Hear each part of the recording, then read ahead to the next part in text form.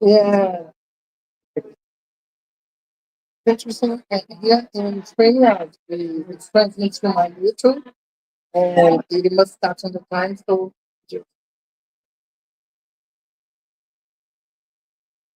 fun as well.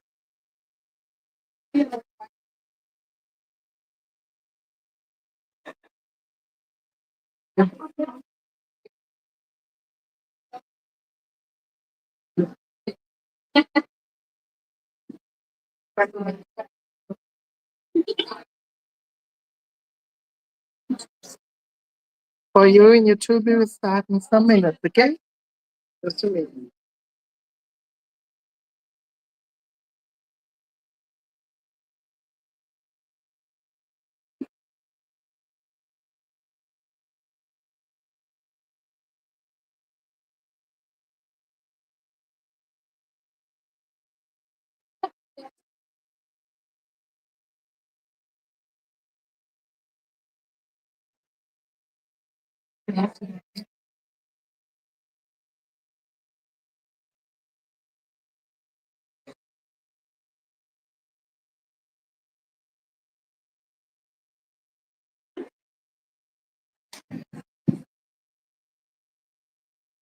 Okay. Good afternoon, everyone. Good afternoon. So, for today, we have strangers who are conference from our home, language, the last conference, today, from the Jaqueline, from so professor situation people federal education and also from the National School of Publique from Brazil. Jacqueline will talk about today about internet, sexual and gender minorities in love with gender in conflict. I'll let you for this. And I will just want to organize you, but this presentation will be broadcasted. So, you know, thank you so much, Professor Yanis. Everybody else, such a pleasure to be again talking with you now with the subject of my research. And this mission, as I told you, to research and to fight for mental health and LGBTQI plus population mental health in so many low and middle income countries. A lot of information will come from Brazil.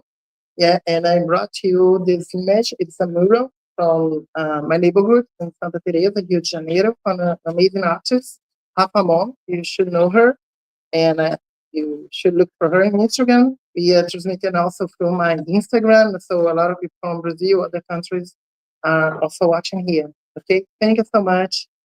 And about the subject, I showed here, you have a QR code. You can enter in it, you can accept. I hope it works. So this QR code, you can answer some questions about gender, sexuality, and I can come back later here. You can delete to. Okay, look it now. Click it now for you to see. I want to see what did you went for, but it's too early for it.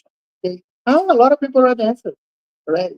This picture I took, the question is, what does it mean to openly live your sexual orientation and express your gender? I took this picture in Belém do Pará last year, before the Festa da Chiquita. Festa da Chiquita is a party in Belém do Pará, in the Amazon forest. It has around 40 years of existence. It's a heritage, a cultural heritage that happens in the procession to Our Lady of Nazaré. So it's amazing. It's a party, LGBTQI plus party that is received inside the religious event, a procession which rabbis which have around 2 million people in Belém do Pará. So it's amazing to see how we have different cultural aspects of living that help us to understand the diversity of the sexual and gender minority. So I'll close here for a while and come back to the presentation. Yeah. So later we can see what did you write down about gender sexuality to our cloud, to our mind cloud.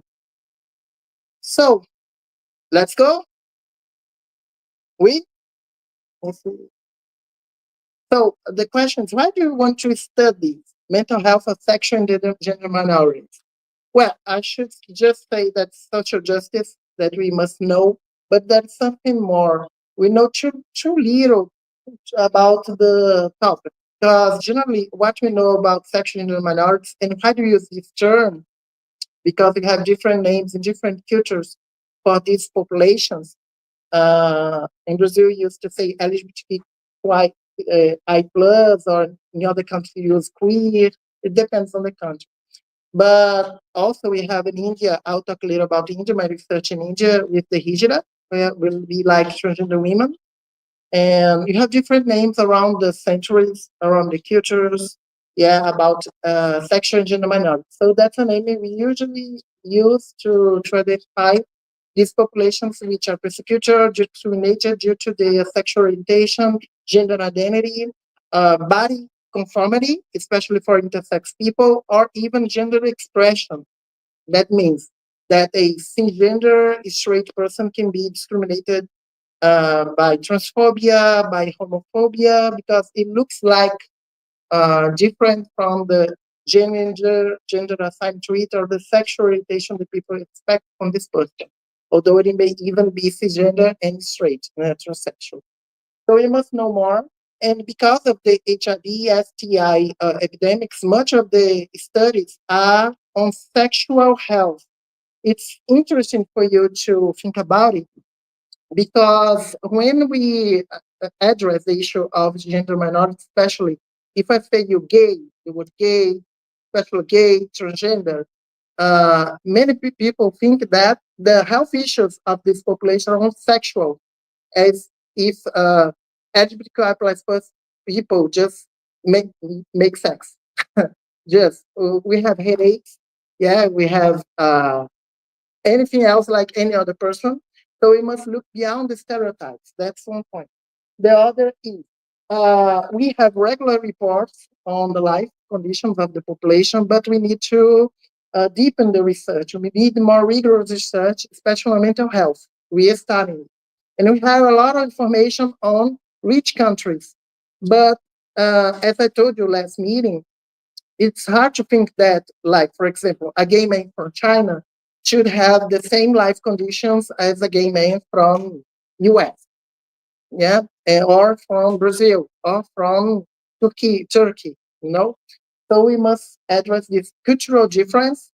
And also we need to understand the effects of stigmas, how they intersect, because we are not only LGBTQI plus, yeah, we are black, white, Brazilian, French, we are not only French, we are from Britain, or we are from Paris, and we are rich or poor. We are from different genders, sexual orientations. So it's important to understand how different discriminations work to this population, okay? And how to address the integral health of them. That's it. Not only to worry about their sexual life, but how to get better about you understand more how to help the mental health or the integral health, the health completely. Okay. I took this picture here. I don't know whether you have seen someone graffiti out there in the building. It is written, the science proves that the trans bodies are magnificent. So what's the global scenario? I'll give you a lot of reference because of the time. You are just address it for you to know. I'll try to the Europe, a lot of papers, so you can look at it. What we know? You all know, of course, that we have a lot of persecution and the existence of LGBTI plus people with this term here is extremely regulated and their sexuality, especially in different cultures, by religions, by formal education, yeah, even in schools, universities, and also the media. It doesn't mean, for example, that the media invent the discrimination. The media reinforce a certain view of the culture of the population about LGBTI plus people. Okay, so we face that. We have discrimination, community education, job market. It depends on the culture. In our research, for example, I've seen that LGBT people are treated away in, for example, Brazil, in other West countries that's different, for example, in Vietnam, in Cambodia, where transgender people have better relations with police people, with the public service than in Brazil or in India. Okay, so that's interesting to see. We have to research to find out this difference. A job market, yeah, we have a lot of problems. In Brazil, we have characteristics of transphobia that from very young age, like 11 years old, some children are expelled from home for being transgender women. Yeah, and they, as we also use the name travestis in Brazil, and they go to the sexual market. That's not sex work, that's sexual exploitation. But unfortunately, in Brazilian culture, many people think this is normal, that a child, 11 years old, should be in sexual work. So for you to see how transphobia works, and many of them expelled from home and from the school. So we are addressing a lot of policies in Brazil to change this mindset. And we have expression, blackmail and moral harassment occurs mostly in countries where gender diversity is unlegalized, you know, like in countries which we still have laws against LGBTQI plus people. So that's common in these countries. Violence and impunity when the justice doesn't work. In Brazil, have a law on homophobia, transphobia. We have the rights for transgender people to change their names whenever they understand this. They must adapt their name to their reality and their gender assigned at the documents. In other countries, you may not have that. So the legal system is our partner in Brazil. I have a lot of meetings with the Ministry of the Supreme Court. We have a proximity more with the judicial powers of Brazil, for example, than with the legislative, with Congress people or the government, which has representation for LGBTQ plus people. But that also depends on the country. Sexual violence, corrective rape, especially against lesbian women and transgender men. Yeah. Femicide, yeah, women who are murdered for being women and mostly for being transgender women or lesbian women, bisexual women. Lack of visibility and lack of recognition. And at least I think it may have raised the number of countries which still criminalize sexual and gender minorities, but had until the last time I saw 67. I got these numbers from the IUGA, yeah, the International Organization of Lesbian Gays, and you see, I'm very optimistic. We have improved the change for having more countries which don't criminalize LGBTQ plus people since the beginning of the 90s. You see, we have more than 130, and it goes down to 67 now, close to now. And mostly, it's interesting to see that, as I told you briefly in the last meeting, you know that this kind of phobia was exported from Europe, yeah, by colonization, empires, and now, at least for a while, formerly no European country criminalized LGBTQI plus people, okay? But we have most of countries in Africa, Asia, which criminalize, and some countries in Americas and Oceania. That's the formal criminalization. You may have countries, as you know, that don't criminalize, but they persecute LGBTQI plus people. As we are talking about mental health, it's good to know that some countries accept, Brazil doesn't accept, this idea of healing or curing someone from their sexuality. We have the biggest council of psychologists in the world. In Brazil, we have the biggest number of psychologists, and we know that we can cure what's not a disease. Yeah, but some countries don't have this control on the farce, on the fallacy of curing people with sexual, as they also call conversing, yeah, conversion therapies. or gay healing, which harms and kills a lot of people. Okay, but like we have Brazil and Canada have laws against that. Ecuador, other New Zealand, Vietnam, and most of European countries, West countries from Europe, East countries from Europe, West countries from Europe. But like US is the case because it depends on the state. So there are some states that don't let this happen, and others that incentivize, promote. So that's and I always relate with how women live in these countries. There's always a relation about gender, sexuality, and women in general are a picture of what happens. So if you have like it's the last stats from 2019 from the women stats about physical security of women. And be sure, as women in general are not safe in the country, of course, LGBT people won't be safe. Yeah. And as you see, we have the uh, we should see countries where women are physically safe, secure, safe. They don't exist. They don't exist. Women are at most fairly high rate levels. They have fairly high levels of physical security in Australia, in France, in Spain, Portugal. Yeah, I think it's Norway. Yeah, the Nordic countries. Yeah, but in most of the world, it's not safe to be a woman. To be a woman, so we know that. Yeah. So some have data about sexual gender minority. We have a lot of information, especially from the high-income countries. Okay, most of the information trying to have more information on the countries.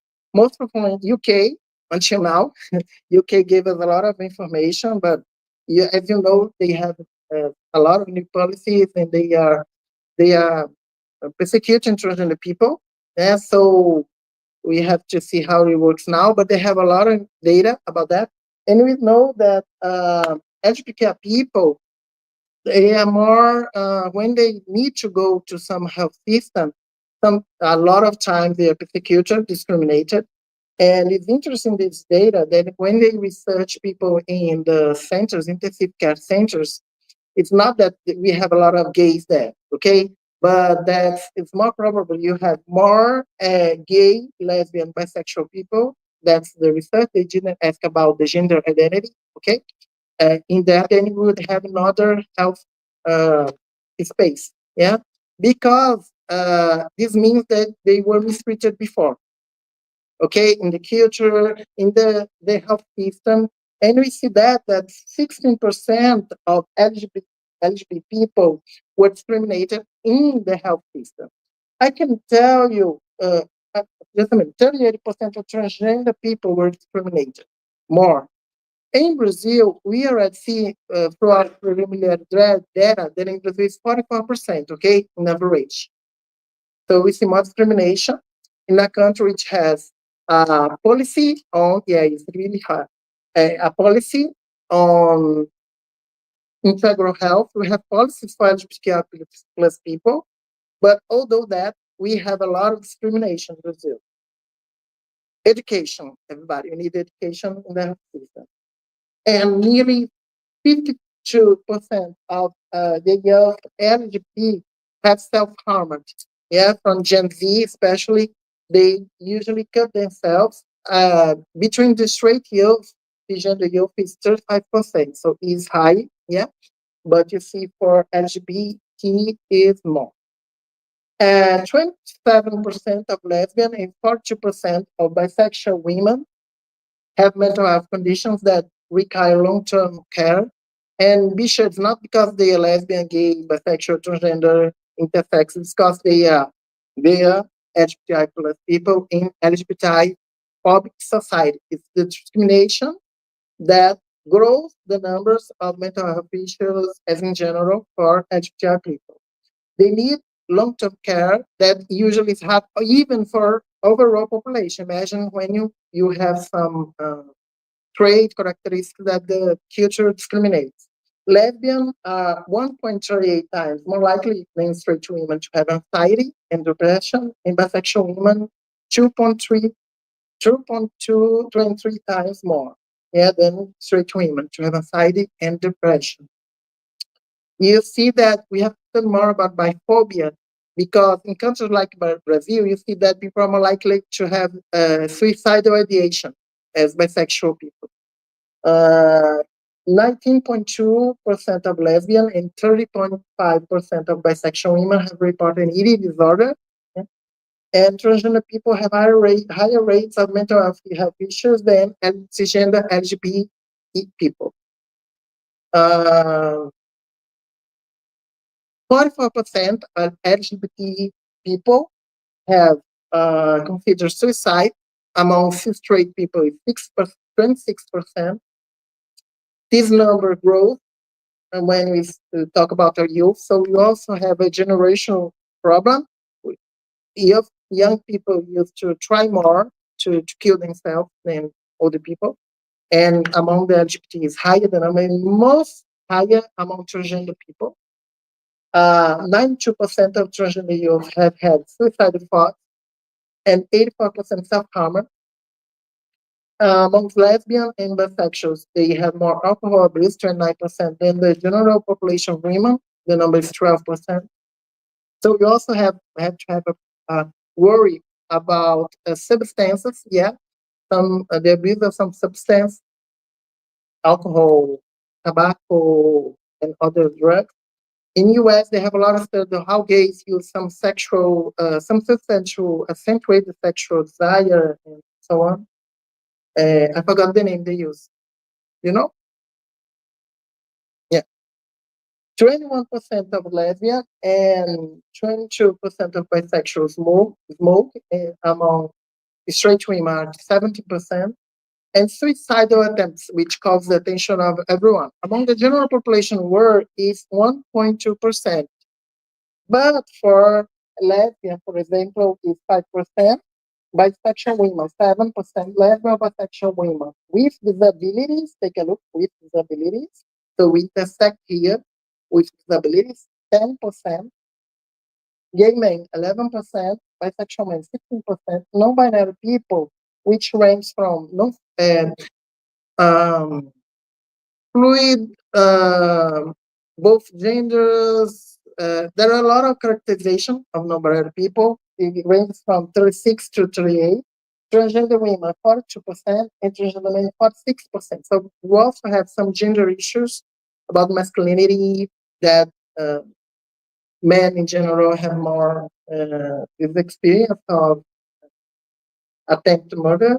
And the problem with transgender people is more affected with the mental health and the conditions of society which leads to suicidal or the attempt of suicide. So what was our SMILE study? We wanted to understand the situation in low and middle income countries through a qualitative and quantitative study. We finished this study in 2019. Now we are in another stage. I'll show you in some minutes. And we could have a sample from these countries: Kenya, Cambodia, Vietnam, Brazil, El Salvador, and India. What happened? Why did I put call your attention for India? It's interesting for us to talk later, but our colleague from India, which was getting the data, he only got from the Hijra. It's a research on our population, so we could compare the population of India with the population of other countries. But I didn't want to throw away the data. We are from Brazil. We like to give away to things. So I had to do a specific research comparing transgender people in Brazil with India. It was published at Story Work. So I can talk about that later. It's interesting.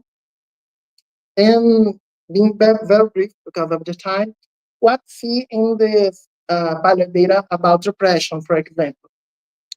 A country like Kenya, which has discrimination, formal discrimination, they have laws that avoid LGBT people to say they're LGBT, you see that all the sample, they showed some major depressive disorder, for example, in all groups. And it called our attention that women attracted to women use the terminology. We don't say the person is lesbian or gay, okay? We say the person is attracted, like women attracted to men men attracted to men, women attracted to women, men attracted to women, or multi-attracted, what we mean by bisexual, pansexual. Why do you say that? Because a lot of people do not identify on these levels, okay? And because also it doesn't mean the person, because he's LGBTQ, he has sex with people from the same gender or with any gender, especially in cultures where you can address that, you know. So we talk about attraction. And El Salvador, we had this high number, more than 70%, that show depression among women attracted to women. You see that transgender women attracted to women, transgender men, men attracted to men, and bisexual people. Because it was a sample, we joined men and women in the bisexual range. And now we can separate and we're working with. Anxiety. Brazil is very anxious. But it caught my attention about bisexual people in Brazil, very high among the group. And Kenya, unfortunately, again, with transgender men and transgender women. And after that, lesbian women, men attracted to men, yeah, gay and gay men, and lesbian women. Yeah, Brazil caught my attention about that, but I know because even World Health Organization knows that we have a high range of anxiety because of this social media. We use a lot, and so we like that. Well, PTSD, and that's something I would like to have time to explain more. It's important. I found out in Brazil have high numbers of PTSD, especially, and we had already seen that on the pilot data. We are seeing again now. Almost 90% of transgender men shows high levels of PTSD in Brazil. It's curious that we didn't address PTSD in Kenya. It's curious. You see, there is some cultural traits, and you see how the symptomatology is defined, how people see themselves, that they don't recognize in the campus of PTSD, but they do in depression. You know that depression, according to World Health Organization, is the mental disorder that most affect people nowadays in the world, that incapacitates to work. It's a modern disease. I don't know, and we should study more about cultural issues that we don't see that in Kenya. We see depression, but not PTSD in the same. That's curious. And there is something I must tell you about PTSD that's important. We can, it won't work therapies, it won't work to help people with PTSD if we don't take off the cause of the trauma, you know? We must help remove the cause of the trauma, otherwise the people keep repeating the cycle of the trauma. And you think someone who lives in a society where it's discriminated, see this, when we study the black, brown population, Afro-descent people health, we live with the races. It's not a surprise. We have not only genetic issues, genetic diseases like high rates of heart disease. In Brazil, we have sickle cell anemia. Yeah, we call anemia falciforme. The blood cells get the shape of cycle. We have in Brazil a lot among black and brown people, but not that's genetic. But we have disease caused by races. Like we have more allergies, more immunodeficiency because we are always aware about being discriminated, and that's being people of African descent. Imagine being LGBTQ people of African descent or in the suburbs, so you have this idea. Suicidal ideation, and people, you see that we have a lot of ideation in Kenya among transgender men, and our ideation was killed about Cambodia. Cambodia, every lesbian women there also related to suicidal ideation. When we have some testimonies of gay men, it was in Vietnam and Cambodia. They was tell you about the hardship to be a gay man in the society because the family expected of them. They could be gay men, but the family was expecting them to have biological children. So it was something that came from them in the qualitative part of the study. We made focus groups, and it was different for transgender women, like in Vietnam, I think also Cambodia and Thailand. They have different name for the transgender women, like Katui, yeah, and uh, and they said they have good relations with policemen, with the public service. It was different from Brazil. It was curious, interesting. But that's it. It was curious Cambodia. And also, we didn't have data about suicide ideation of bisexual people in Kenya and in Cambodia. So we did a lot of questions. So some of them I think you would like to know is like, we asked them, have you been mistreated while seeking health care? You are health professionals, yeah, academics or workers, and we should be worried about that. What did you see from the thing? I will call attention about Kenya, 88% of the sexual gender minorities were discriminated in when seeking for help, yeah, for their health. It's no surprise because we have this thing about they can tell about sexuality, but people know, yeah. And so you have discrimination. But what surprised me was in Brazil. I expected less numbers, the number, yeah, lower numbers, because we have a policy on humanization, integral health, so you need more education about that in Brazil. Yeah, and most of them were transgender women, and then the lesbian women, the men attracted to men, and transgender men.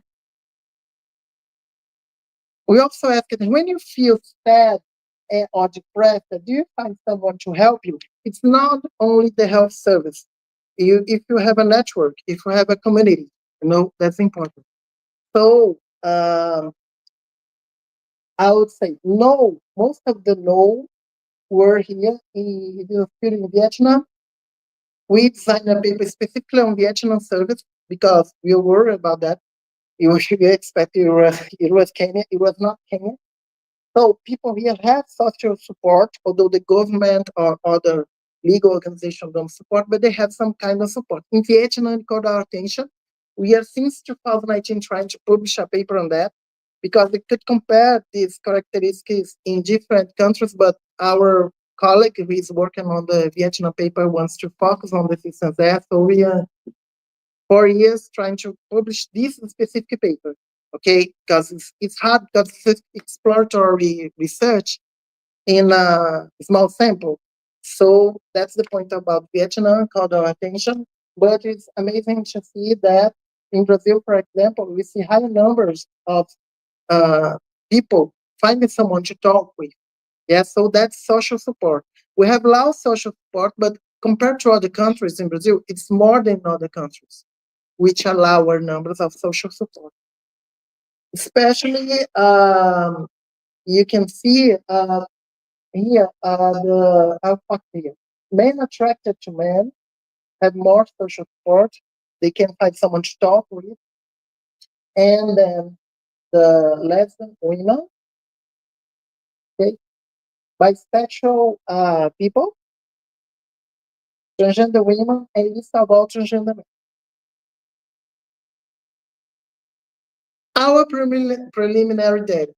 Yeah, I'm showing you the dashboard. I can see online how people are answering. I don't see the names of the people who they are, but in the website, what did you do?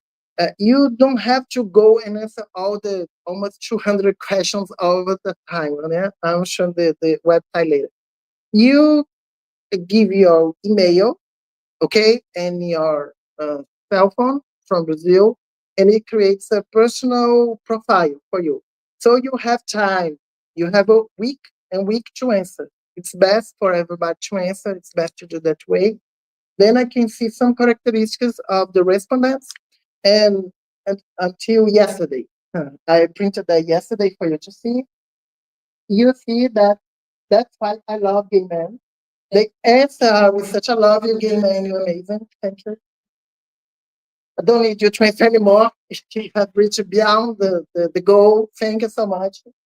Uh, and after the gay man, the women answer the most. This is in Brazil.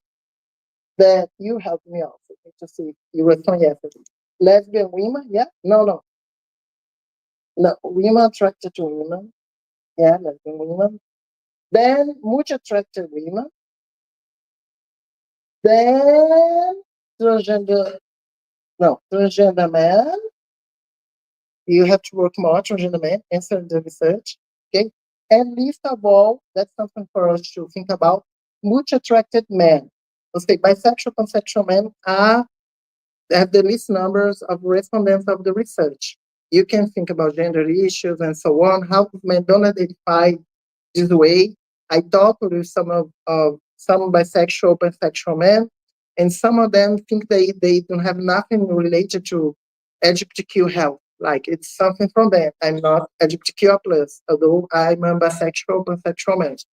That's something to work out. So that's it. And a curiosity, I don't know the time, but I will hurry. But I had to tell this. Why do you have so many gay men? It was something I contracted. I hired two media agencies for the first part of the research for everybody in the media to know we had the research. Two agencies. One media agency was for social media and the influencers. Another one was to create the podcast. I'm going to show you and also some kits of information. Uh, uh, After all, I gave them a lot of money. I think it was best to hire a student, to have this money. Because what happened? It was weird because I saw so many gay men answering. Well, I like it, but um, why aren't there other LGBT people answering? So I asked them to see just the hashtag they were using, the descriptors, describe, how they describe it in Google with the meta, yeah, the system meta, how they would describe. And there was a problem they were using hashtag like Madonna. Uh, so fortunately, I said, well, it's amazing. You're going to call a lot of older gay men. But how about younger people, transgender, bisexual, lesbian, you have to use other hashtags, you know? Yeah, so that's it. And it's working now very well with our students. Okay. So, Ronnie, we have already racial profile. Most of the respondents are identify themselves as white, and a big part identify. In Brazil, we call this African descent people, okay? Mixed pardos, as we say, 721, Black people, 313, of Asian origin, 47, indigenous 40, and other were identified differently till now. This doesn't mean that white people are more LGBT than other people. It's just that they accessed the research more than other populations. 93% live in cities and 5% in rural areas. The average age is 35. We have activated, as you saw there, it was quickly, but it was 65% of our goal of 3,500 people. Trying to complete the 12th grade in US will be like high school. We completed high school. 33% undergraduated, 25% graduated or are in post-graduation, 13 are unemployed, and 80% sometimes did not have money to eat, didn't have how to eat, and so they have to look other ways to have food. So yeah, I'm going to run. Depression, anxiety, and suicidal ideation. It was very high.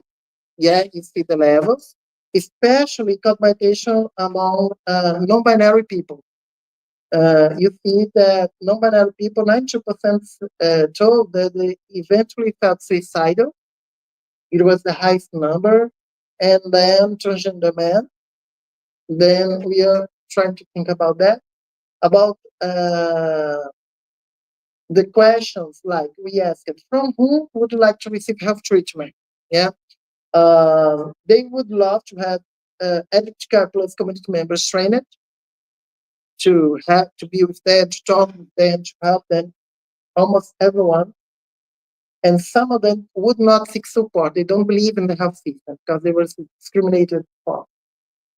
I did some translation here because I also do in Portuguese the research in low social support in Brazil. And most of them, most of the time, choose alone. It was high number for 51% of transgender women. Most of the time, choose alone, don't have any social support. And when we ask that if you have someone, if you have something to meet someone, to talk with someone, to take suggestions of someone, do you have ways to talk, to meet, to have suggestions of someone to test the social support? So we have these answers, and it's curious because we have a high number of lesbian women, yeah, who could have someone to talk with, or and that has something to do. But with which attracted men, as we have few answers, I think we still have to understand more. Well, how do they feel about that? That 61% said they usually have someone to look for them to take suggestions. But we have other information I don't have time to show that some of them don't most of the time tell that they are much attracted people. Okay? Okay. Yeah, the yellow is about the possibility to have someone, is the general answer about having someone to contact. That's it. I didn't put because it was a problem with printing the canvas. Proposals. Sorry. I have a minute. So mental health first aid training. First aid training. We talk about that in the other conference. We have, but I would like to train community members to know about this. We don't have to expect only health professionals to do that. Why don't we train people from the community to hear? Sometimes you do not have to the girlfriend, the boyfriend of someone, they broke up and they are sad. They do not have to go to the health service. They could have some friends, someone from the community trained to hear them. Especially I have all this designer. I don't have time to do it happen. So, but anyway, it's important. Depression, other basic things people might know about mental health, they will help, and especially to know even NGOs what's the mental health network they have.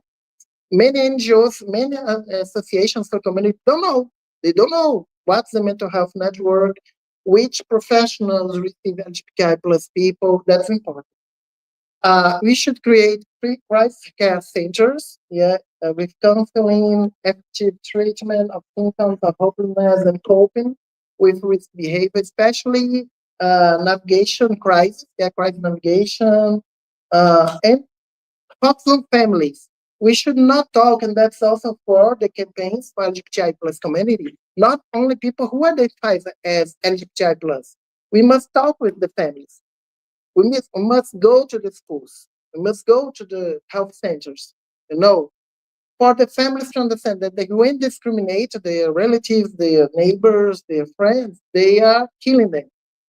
Just like that. And not just to mourn before the person is dead. Before the person is dead, the house dead.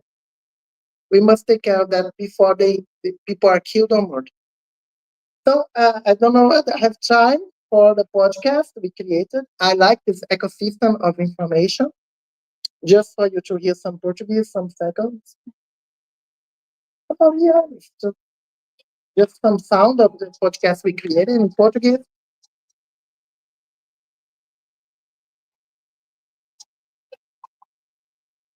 O Estudo Smile é uma iniciativa acadêmica da Universidade de Études em 3 países, incluindo o Brasil, para aprender sobre saúde mental e bem-estar de grupos considerados minorias sexuais e de gênero. Porque, a partir de agora, o saúde mental LGBTI em dia o podcast da pesquisa LMIC. No quinto episódio desta temporada, vamos falar sobre qual saúde mental temos e qual saúde mental queremos. Para isso, a coordenadora da pesquisa no Brasil, Jaqueline Gomes de Jesus, conversa com a atriz, doutora psicóloga e produtora de conteúdo, Gabriela Lohan, e Ana Claudino, publicitária, mestre em políticas públicas e direitos humanos, da rede Sapatão Amiga, arroba Sapatão Amiga. Okay. Go. Yeah. Here we have some talks internet. I like to choose videos. I love. Oh my goodness, go back. Here is a talk we did do with my colleague Monica Malta. It's a class we did on the subject. Yeah. No, except just for to see, we talk and so on. That's in US. Okay. And here, go back. Videos. I would like to show me dancing. It's about gender. I did a short video on a preface I wrote for a book. You should do that. And it's easy, you just have to dance. It just shows some facts. It's a dance talking about decolonization in the press. We did that in Porto Seguro, in Bahia, where Portuguese ships arrive in Brazil. It's against colonization, how we are the cure. We are healing the world. We need more LGBTI plus people, women, and Black, Asian people. It's in Portuguese, so just for you to have an idea. With my college friend, Dudley Al, she's professor of the theater.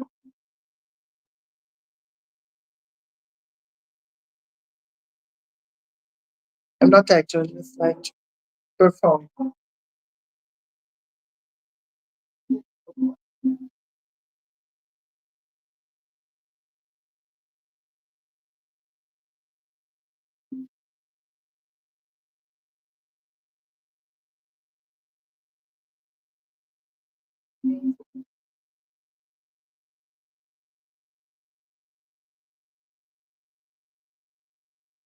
Yeah, and to like it.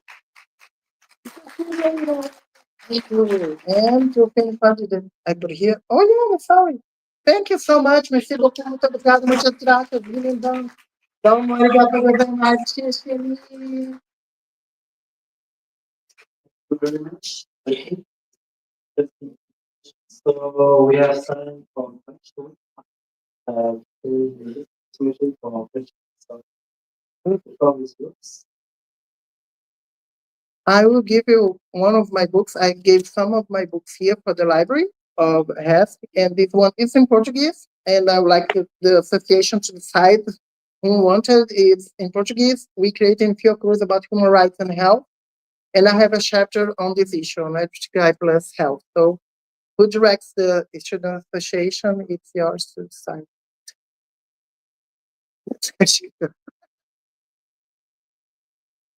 Thank you. Mille grazie. I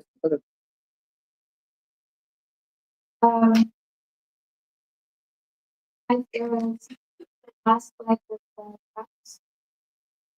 That's like my attention. The blue line. Is 0%. No, in the blue line, yeah, the others didn't say that always usually meet someone when he wants to. Yeah, you got it. I also got my attention. Yeah. Only non-binary people said that they always, you say always or usually meet someone when they want to. So that's for us to think about it. Anyone else did that? Only by non-binary people. I have some ideas, hypotheses about how people identify as non-binary, okay? Because maybe something about gender expression, and so who's around the person doesn't necessarily read the person as non-binary. I'm not sure. That's a hypothesis. And so they have more ways to have people to help them, like in different situations. But that's really good. I also thought about only non-binary people said that they can always find someone who they want to. I was wondering if those make them think like that. I think maybe it's the possibility to the person not to like it's different from transgender women. We do not have wardrobe to hide ourselves. So maybe some non-binary people can change the way they view them. There's some hypothesis. Thank you. Yeah. Better way.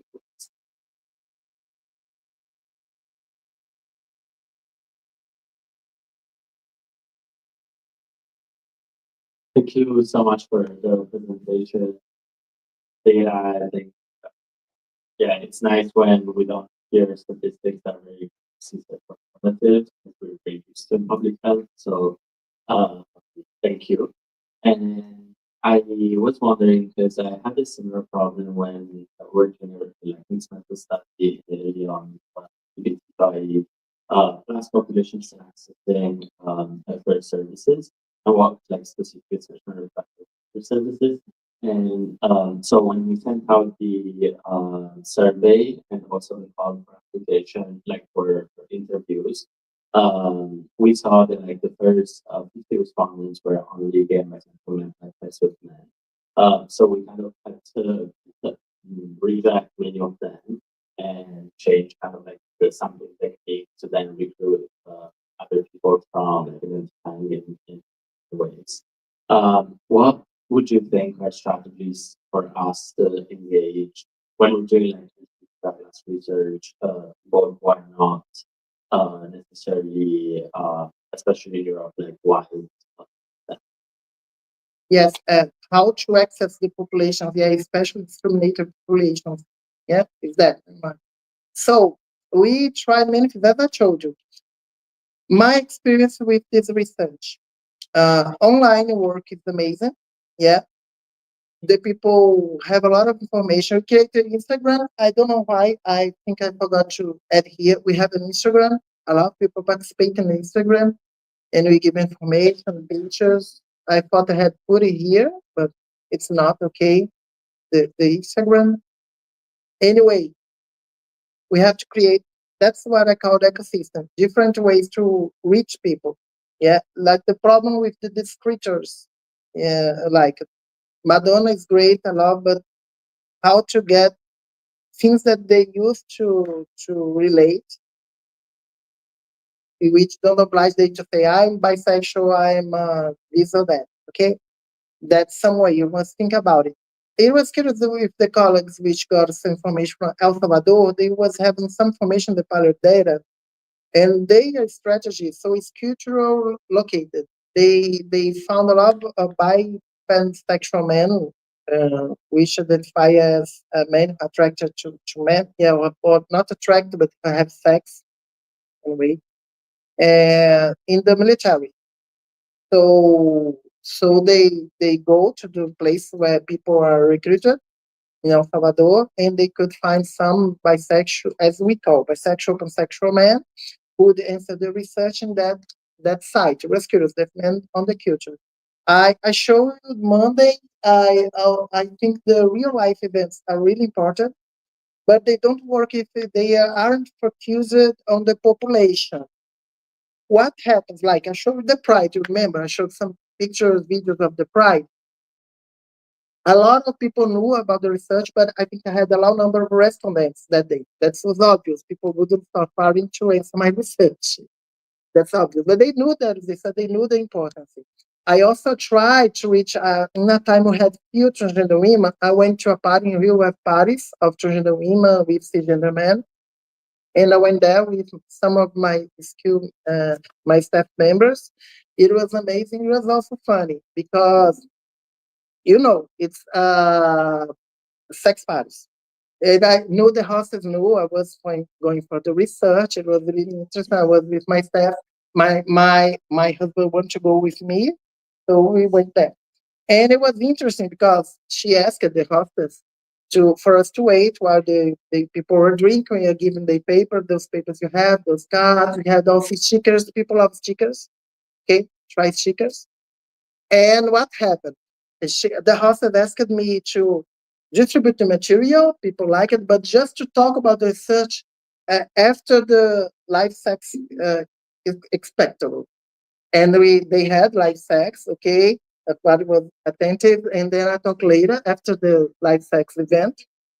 And it was amazing. I thought, oh, researcher here, wow. And a girl looked for me and said, in Portuguese, it sounds like this, but she said something like, oh, Professor, it's amazing here. You're like a priest in the brothel. Yes, maybe you should sometimes do that, but be priest in the brothel.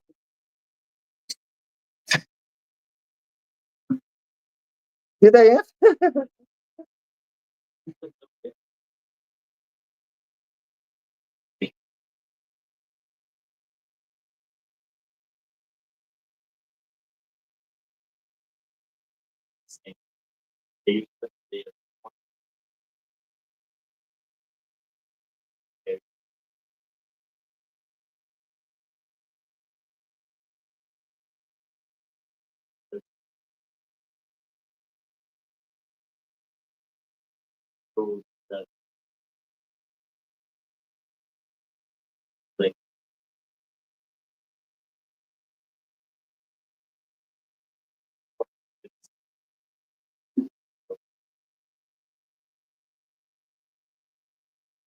Yeah. In my case, that's not a problem because people relate with me.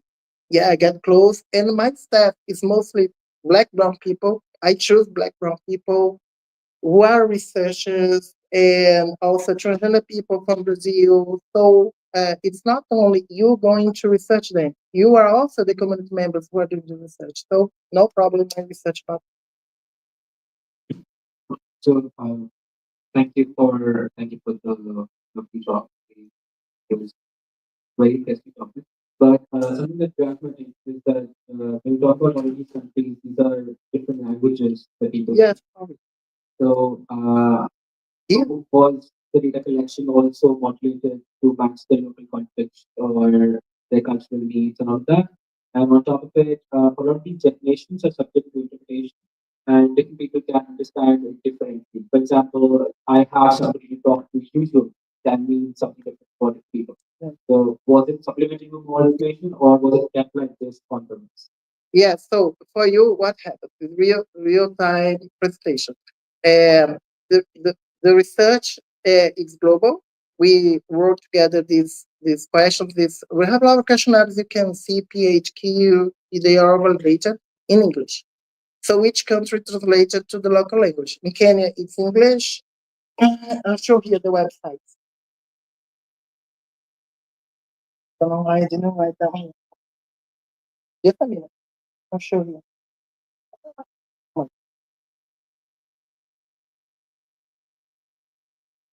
You see, it was really fun. Why do we need local researchers who knows the culture? Otherwise, it will happen what you did. So in Brazil, we did the personal slogan. If you look at Vietnam, it's also specific. And we translate to Portuguese. But first, we had official translators. But I myself, had to look everything to see if it makes sense to the people there, because the translator doesn't necessarily know how people speak in Brazil. We have different regions, so we have to take care of the language. So as you said, usually even in English, I try to translate for you. For in Brazil, here's the website. Brazil, Kenya, Vietnam. In Vietnam, they use a lot of televisions in some bars that they can show the information. Vietnam, a lot of young people participate, and they have here. You can look later how they translated in Vietnam. You can look later. So we did have this cat translation to Portuguese, and it took a lot of time to see if the words make sense. And among the Brazilian LGBTI population that is very diverse. We have some transgender people who use a dialect called Pajubá. It's only from Brazil. So we had to see if we had some words in Pajubá. Okay, so for this paper, I was showing you something in English. I had to retranslate what we had first related in English, so I did this last night for you because I was worried. I gave to the people words in Portuguese. That's it. Each culture must know how to translate. In the beginning of the research, we decided in this phase to talk with non-binary people. We didn't have this category in the pilot study. And I was worried if we had a lot of non-binary people in Brazil, because in US it would be more common. It was a surprise for me as researcher and someone from the community. I didn't know we had so many non-binary people, and they have different ways to identify agender, bigender, gender fluid, and we don't have like in Brazil two spirits. We have travesti, transex. It's a lot of different terms, but they have more or less identification as trans, travesti, transmasculino, transmasculine person. So that's we have to sometimes know our own culture. And in the case of Brazil, it's very large. It's like a continent. Different ways to speak some words. When you answer, the researchers see that.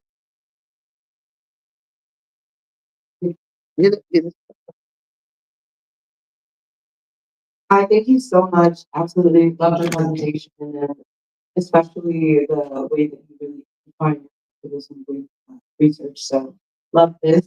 My question is surrounding, did you capture the median average age of a lot of the participants? Because I'm thinking about mental health, different age groups, and also employment status and potentially community and being able to access people. So what was kind of between the countries or even just the context of Brazil, how old were many of your participants? And did that play a role at all in the responses? Yeah, that's really a challenge. I'm worried about that. You see, in the pilot study, we didn't ask the racial, ethnical identification of the people. In this, we did. And also, all this experience about work, community, we asked something important. I didn't tell about India. And like in the last 12 months, have you been harassed or beaten by your partner? Things like that. In India, was 98% of the transgender women were beaten. In Brazil, was like 16%, very much lower. Yeah. So there are different issues. In Brazil, we have more relates of aggression, but less about not being allowed to work or to live in some place. In India, almost all of the hijra weren't allowed to live outside the house. I forgot the name in Hindi. The specific name. House with the mother. We also have the mother with the aunt that they called older sister. Yeah. So it's more about patrimony, about work, so it depends on the culture. And that's the point. You see, we have a average of 35. We still have not finished yet. Although Trump cut our budget, we'll keep on the research this way. Yeah. And we should be really worried about that.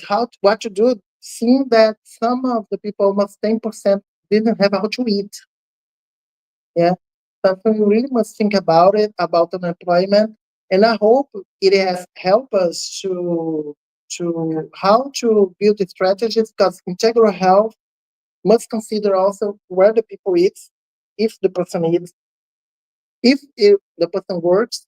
And I know the person, most of them work, but the problem is the conditions of their work. And many of the transgender women work in sex work, and not a sex work like an internet. They mean a lot of money in an app. They work in the streets, receiving very low money, having to pay for the patient for the daily.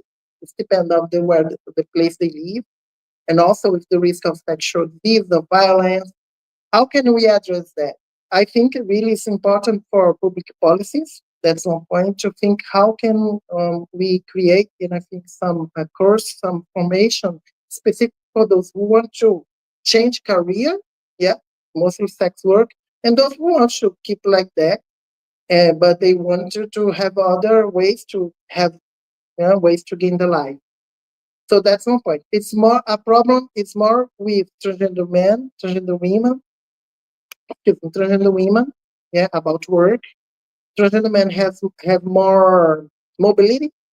Okay, and I think the bisexual people about the anxiety and the suicidal ideation. But we must address a lot of work with transgender men with the suicidal attempt, because they really are more effective at attempting suicide. I think this address the public policies, not only the interventions in clinics, because it also helps to think what's specific to deal with like but lesbian, bisexual women who have more use of substance. What are the substance? I know you guys, for example, I know that a lot of transgender men can access oral dental health. I have this data because of the health system of US happens that. In Brazil, it's different for all, but most of the people can access the health system. They access, but they're discriminated.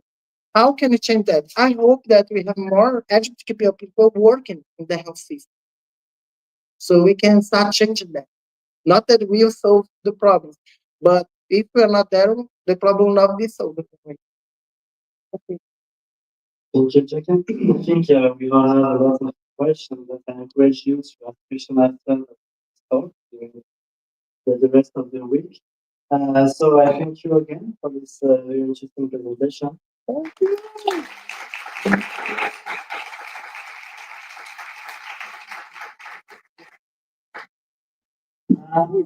Yeah. You have some that Ciao. that are going to the workshop.